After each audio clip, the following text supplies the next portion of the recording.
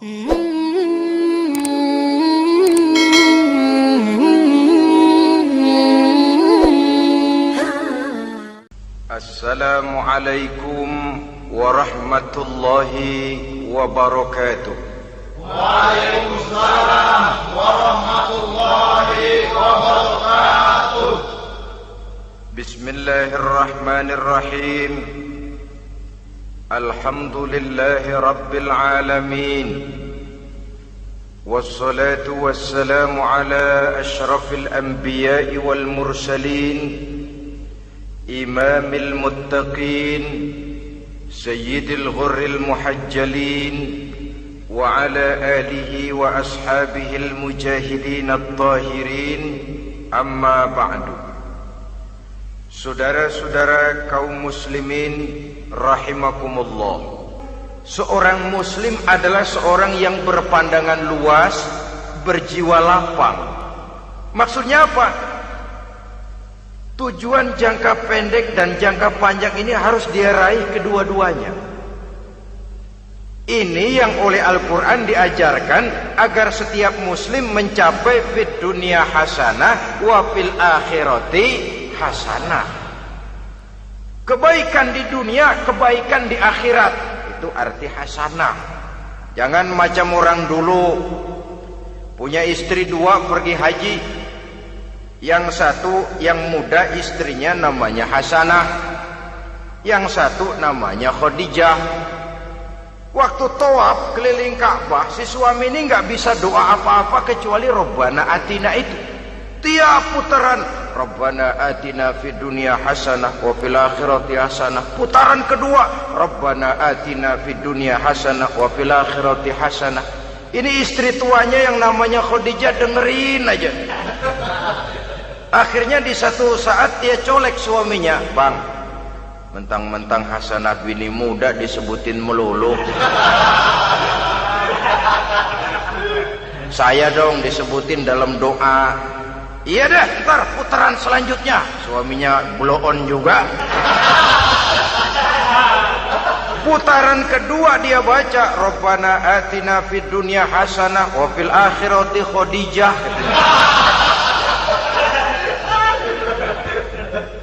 Saudara-saudara, itu makna refleksi daripada doa tadi itu, doa sapu jagat. Kita ingin fid dunya hasanah wa fil akhirati hasanah. Tujuan jangka pendek dunia tercapai, tujuan jangka panjang akhirat dan ridho Allah juga tergapai. Oleh sebab itu Al-Quran menjelaskan, wabtaghi fima atakallahu ad-daral akhirah wala tansa nasibaka minad dunya. Dengan karunia yang diberikan Allah kepadamu, carilah bahagia akhirat. Wala tansa nasibaka minad dunya, tetapi jangan lupakan bagianmu dalam kehidupan di dunia ini. Cari akhirat, utamakan akhirat dengan tidak usah melupakan jatahmu di dunia. Kenapa saya katakan seorang muslim berjiwa besar? Sebab andai kata dia gagal mencapai tujuan jangka pendek, andai kata dia gagal di dunia, dan dia oleh Islam diajarkan jangan sampai gagal, tapi andai kata dia gagal, dia masih punya tujuan jangka panjang, akhirat dan ridho Allah. Dia masih bisa menghibur diri, biarlah di dunia kita sederhana, bahkan biarlah susah di dunia, asal di akhirat kita bahagia. Orang yang tidak punya pandangan hidup semacam ini, sorgalah dunia ini. Segalanya telah tertumpu di sini. Bila umurnya selesai, ajalnya datang, selesai sudah sorganya sampai di situ, dan dia tidak punya pengharapan lain di belakang itu. Maka seluruhnya bertumpu pada kehidupan di dunia. Padahal dunia seperti air laut, makin diminum makin haus, makin kering tenggorokan. Dunia yang diperturutkan menyeret manusia ke dalam lingkaran setan, terjebak dalam sifat yang namanya tamak bin rakus alias serakah.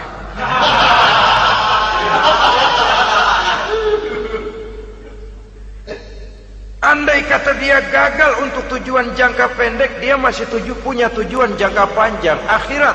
Dia masih sanggup berkata, biar di dunia kita sederhana, bahkan biar kebelangsak sengsara susah di dunia, asal di akhirat kita bisa bahagia. Kan masih ada harapan. Yang paling bangpak, paling rusak betul, sudah di dunia sengsara, di akhirat celaka.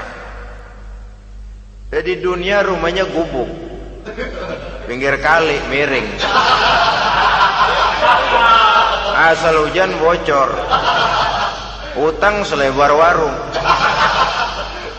Bayang kagak, ngaji enggak, puasa enggak, saban malam merit mulu. Saudara hadirin yang saya hormati, lalu kapan mau bahagia kalau sudah di sini susah, di sana akan susah juga.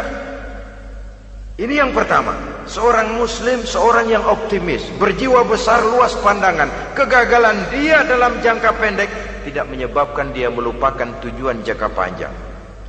Yang kedua, positifnya apa? Cara dia mencapai tujuan jangka pendek diwarnai oleh keyakinan adanya tujuan jangka panjang.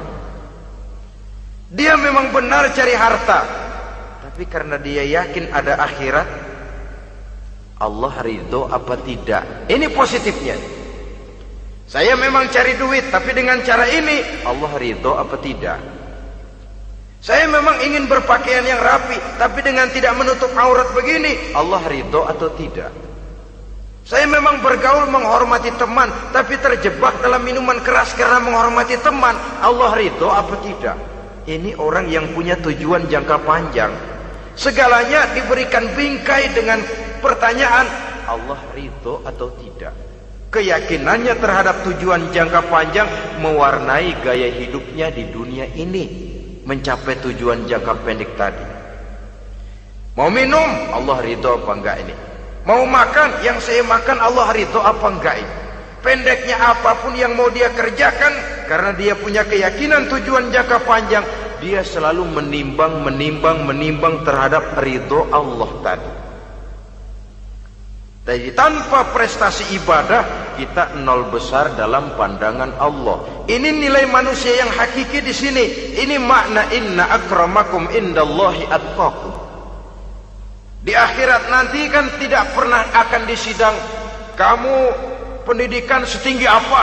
Tidak. Gelarmu berapa renteng? Profesor, doktor? Tidak. Akhirat hanya menyidang kau sholat atau tidak, kau puasa atau tidak, kau zakat atau tidak. Diberikan kamu harta yang banyak, dari mana kau dapat, kemana kau belanjakan. Prestasi ibadah itu yang ditanya. Setinggi apa pendidikan, sebanyak apa pengalaman, no problem, tidak jadi masalah di akhirat itu. Prestasi ibadah itu yang akan kita persembahkan di hadapan Allah. Itu makna inna akramakum indallahi atqakum. Kerbau dinilai dari dagingnya, makin gemuk makin mahal harganya. Tapi ada perkutut lebih mahal dari kerbau. Perkutut itu mahalan mentahnya loh daripada matangnya. Karena harga perkutut pada suaranya. Lalu di mana harga manusia yang paling gemuk? Tidak.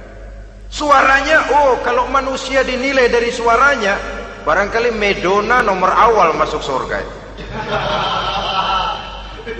Hanyalah dengan prestasi ibadah kita bisa mencapai tujuan jangka panjang akhirat dan ridho Allah. Nah, baiklah ya, kalau sudah jelas bahwa kita punya dua tujuan jangka hidup, jangka pendek dan jangka panjang, bagaimana Islam mengajarkan kita meraih dua ini? Pada prinsipnya Islam mengajarkan sistem keseimbangan. Dalam berbagai aspek kehidupan, keseimbangan ini nampak dengan nyata diajarkan oleh agama kita. Seperti ayat yang saya bacakan tadi. Dengan karunia yang diberikan Allah kepadamu, cari negeri akhirat, tapi jangan lupakan bagianmu di dunia ini. Dalam bentuk yang lebih nyata, bekerjalah untuk duniamu seolah kau akan hidup buat selamanya, tapi bekerjalah buat akhiratmu seolah kau akan mati besok. Manifestasinya dalam kehidupan, misalnya orang kaya diperintah membantu yang miskin, tapi orang miskin dianjurkan berusaha. Jangan mengandalkan hidup kepada yang kaya, seimbang. Kamu kaya, betul Pak, bantu yang miskin. Kamu miskin, iya Pak, berusaha, seimbang. Tuan rumah diwajibkan menghormati tamu, tamu diwajibkan tahu diri, seimbang. Jadi bagaimana kalau sudah kita bekerja di sawah, di ladang, di pasar, di kantor, anggap kita akan hidup selamanya agar timbul gairah kerja. Tapi kalau sudah sholat, anggap kita akan mati besok supaya timbul khusyuknya. Nah, titik tekannya di mana? Stresnya itu. Walaupun Islam mengajarkan sistem keseimbangan, tapi Al-Quran tetap menggarisbawahi walal akhiratu khairul laka minal, bahwa bagaimanapun seimbangnya, akhirat itu lebih utama daripada dunia. Bagaimana implementasinya? Kata orang-orang tua, kalau kita menanam padi, rumput pasti tumbuh, tapi nanam rumput jangan mimpi tumbuh padi. Maksudnya apa? Kalau satu perbuatan kita niatkan karena Allah, dunianya pasti ikut. Tapi kalau satu perbuatan diniatkan karena dunia semata-mata, akhirat akan hilang. Sebab itu, biasakanlah berbuat sesuatu baik untuk tujuan jangka pendek, lebih-lebih untuk tujuan jangka panjang, dengan motif lillahi ta'ala. Jadi saya ulangi, satu perbuatan kalau sudah diniatkan karena Allah, dunia biasanya ikut. Tapi kalau diniatkan karena dunia semata-mata, akhirat akan luput. Padahal itu titik tekannya, walal akhiratu khairul laka minal ula. Saudara-saudara kaum muslimin rahimakumullah, ini tujuan hidup. Jadi landasan tempat kita bertolak sudah jelas, pantai yang akan kita tuju dalam kehidupan ini juga sudah nyata. Kita ingin mencapai apa yang dinamakan fid dunya hasanah wa fil akhirati hasanah. Untuk itu perlu ada keseimbangan, tetapi titik tekannya tetap akhirat lebih utama daripada kehidupan dunia ini. Sekarang kalau sudah ada dasar hidup, sudah ada tujuan yang akan kita capai, tentu harus ada alat untuk mencapainya. Semuanya perlu sarana. Bahkan pada hakikatnya dalam kaidah usul fikih, para ulama mengajarkan lil wasail hukmul maqasid. Sarana dan tujuan hukumnya sama. Ini mestinya mendidik umat Islam jadi pinter. Jangan cuma berpikir melaksanakan satu pekerjaan, tapi juga berpikir menciptakan sarana untuk terwujudnya pekerjaan itu. Misalnya umat Islam wajib pergi haji kalau mampu, kan begitu toh? Kalau dia umat Islam Indonesia, tentu pergi hajinya ke Mekah. Mekah, Jeddah, Mekah, Indonesia, perlu sarana angkutan untuk sampai ke sana. Kapal laut, kapal udara.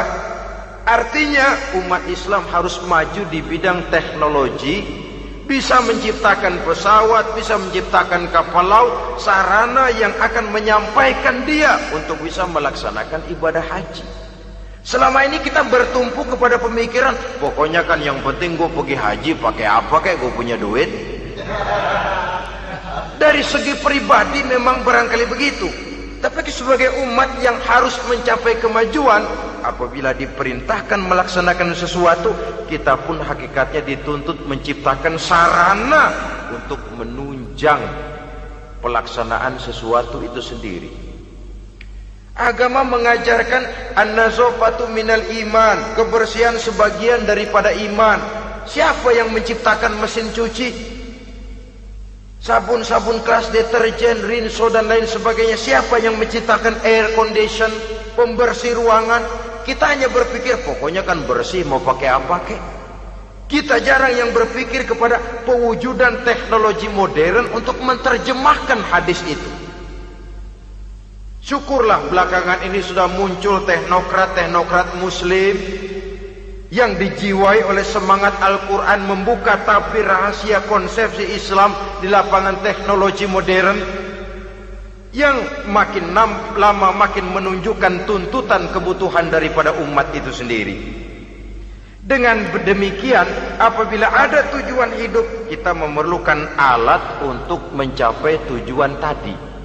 Supaya tujuan fid dunya hasanah wa fil akhirati hasanah tercapai, apa alat yang harus kita pakai? Kita lihat surah At-Taubah ayat 111 memberikan jawaban. Innallaha ashtara minal mu'minina anfusahum wa amwalahum bi anna lahumul jannah. Sesungguhnya Allah telah membeli dari orang-orang beriman diri mereka, harta mereka, bahwa sesungguhnya bagi mereka adalah surga. Coba kita simak ayat ini sejenak, akan nampak dengan jelas bahwa ayat ini hakikatnya merupakan satu transaksi yang nyata benar antara kita dengan Allah. Transaksi jual beli sudah terjadi, dan itu langsung dengan Allah, tertuang dalam pernyataan Quran. Pembeli Allah, penjual kita orang-orang beriman, dagangannya adalah anfus dan amwal, harganya adalah surga. Itu sudah tanda tangan pernyataan kita siap jual beli ya Allah. Apalagi baiat kita apa? Inna solati wa nusuki wa mahyaya wa mamati lillahi rabbil alamin. Solatku, ibadahku, hidup dan matiku cuma untuk Allah Tuhan seluruh sekalian alam. Minimalnya 5 kali sehari semalam baiat ini kita ulang dan kita ulang. Kenapa lalu kita tidak konsekuen?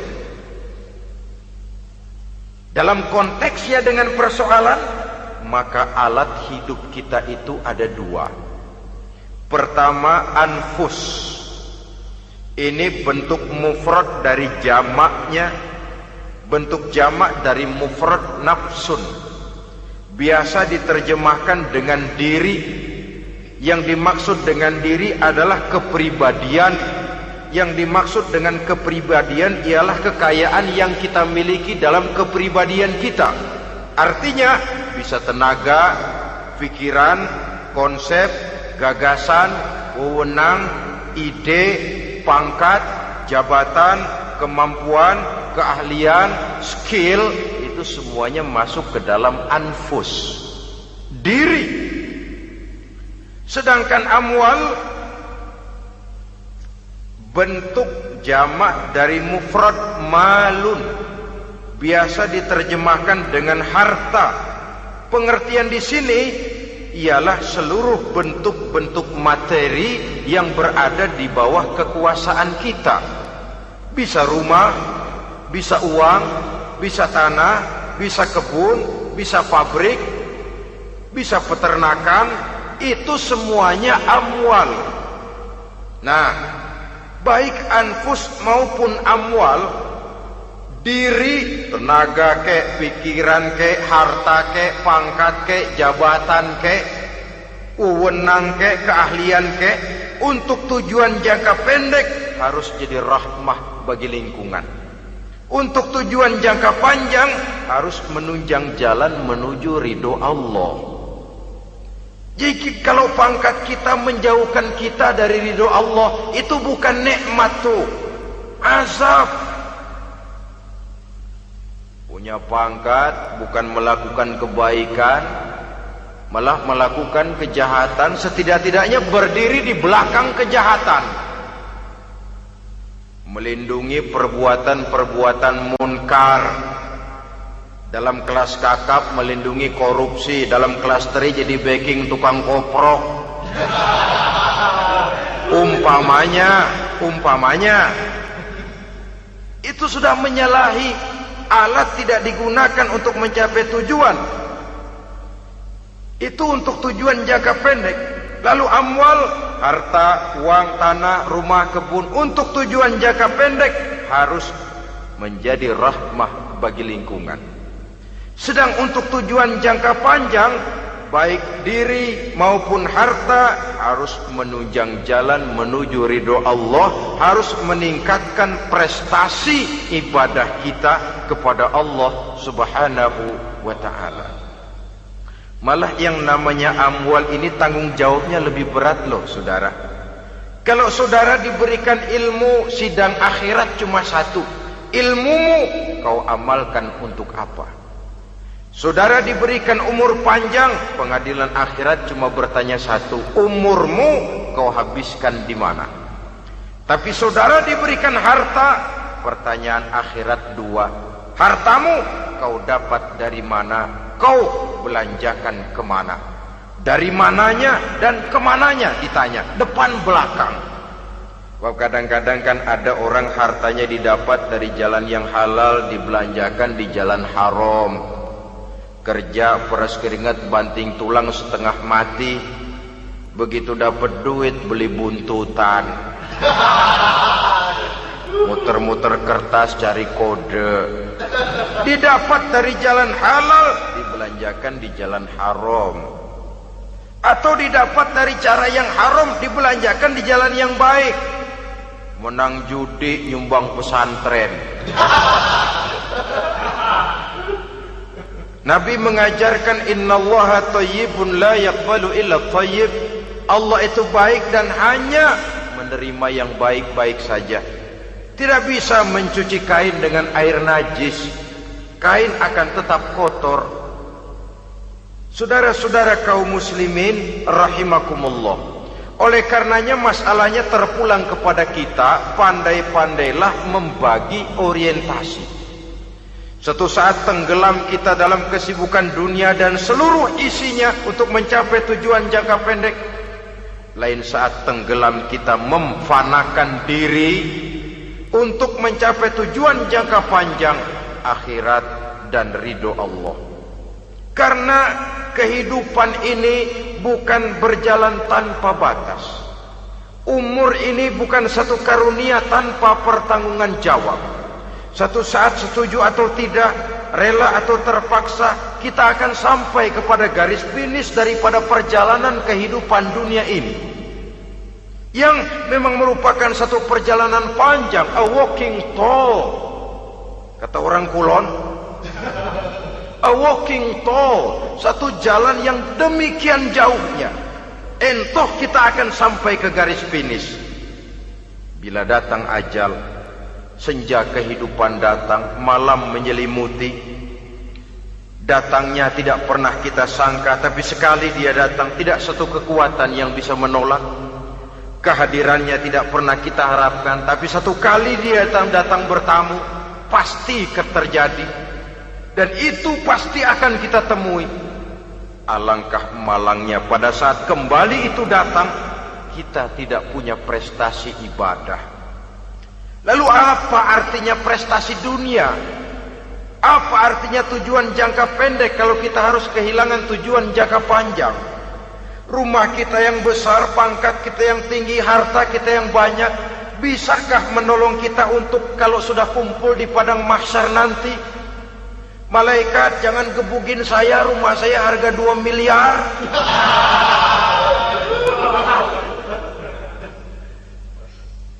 Sudahlah malaikat, damai saja, itu Rolls Royce saya. Pakai saja malaikat, pakai. Kata malaikat, gue budak, gue nggak butuh gituan. Hanya prestasi ibadah yang bisa menyelamatkan kita pada kondisi semacam itu. Jadi oleh karena itu saudara-saudara, biar di dunia ini rumah kita besar, mobil bagus, uang banyak, pabrik ada, usaha lancar, asal di akhirat masuk surga aja. Gak apa-apa. Daripada di dunia sengsara, di akhirat neraka, senangnya kapan? Sudah di sini sengsara, di sana kebelangsak. Itu yang orang-orang tua bilang lacur kuda namanya. pelan dipecut, kenceng digentak, setengah mati, serba salah.